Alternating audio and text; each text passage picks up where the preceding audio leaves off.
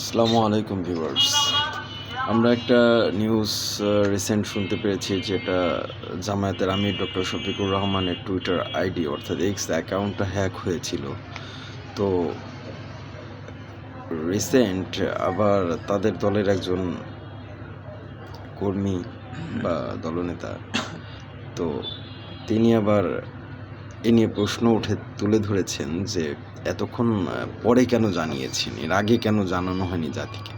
আরে ভাই, পরে হইলেও তো জানানো হয়েছে, কিন্তু আপনার নেতা দ্বৈত নাগরিকত্বের যে প্রশ্ন জাতি রাখছে সেটার তো ব্যাখ্যায় আজও দেয়নি। তার সম্পদের বিবরণ তো আজও ব্যাখ্যা করেনি জাতির সামনে। তার দেশে আসার যে একার সিদ্ধান্ত নয় এবং অবারিত নয়, সেই কার সিদ্ধান্ত আছে এটার পিছনে, সে তো সেটার ব্যাখ্যা আজ পর্যন্ত দেয়নি। এগুলোও তো জাতি জানতে চায়, তাই সেগুলোর ব্যাখ্যা আগে দেন না কেন?